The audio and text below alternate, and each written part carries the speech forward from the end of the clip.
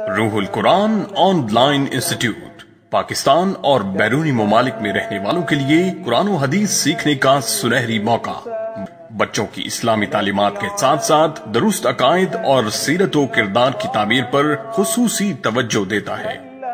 बिस्मिल्लाहिर्रहमानिर्रहीम। सामीन इकराम, जो बच्चे खूबसूरत आवाज़ के मालिक बनना चाहते हैं उनके लिए एक खूबसूरत मुबारक अमल।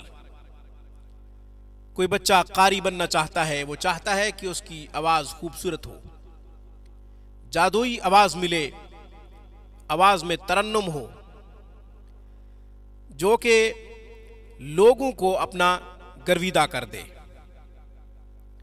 वो इस मुबारक अमल को करे, इंशाअल्लाह उस बच्चे की आवाज़ में तरन्नुम पैदा होगा, खूबसूरती पैदा होगी, आवाज़ पुरकशिश और जादुई बन जाएगी। जहां भी पढ़ेगा, जहां भी बोलेगा, अपनी आवाज़ का सेहर जगाएगा और लोगों को अपनी आवाज़ के सेहर में कैद कर लेगा। अमल बता देता हूं। बच्चे छोटे हैं तो माँ बाप अमल करें, और अगर बच्चे खुद पढ़ना जानते हैं तो वो खुद करें। इंशाअल्लाह आवाज़ में तरन्नुम, खूबसूरती पैदा होगी।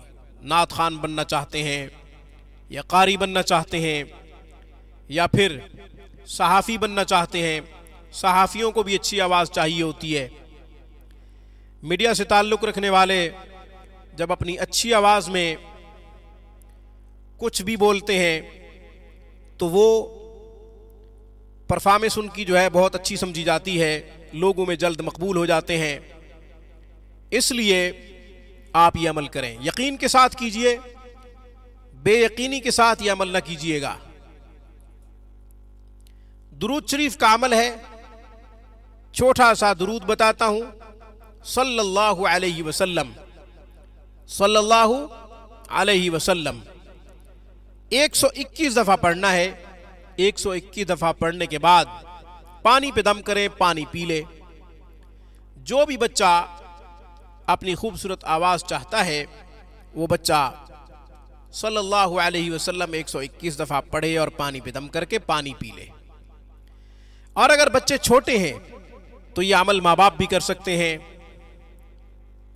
याद रखें, अक्लमंदों का कहना है कि हुस्न दिल को जख्मी करता है, आवाज रूह को कैद करती है। हुस्न दिल पे चोट लगाता है, आवाज रूह को कैद करती है। तो आवाज को खूबसूरत बनाने की कोशिश करें। आवाज जिसको भी भा गई वो मुकय्यद हो गया। आज की वीडियो में बस इतना ही। अक़ूलु क़ौली हाज़ा व अस्तग़फ़िरुल्लाह व आख़िरु दावाना अनिल हम्दुलिल्लाहि रब्बिल आलमीन।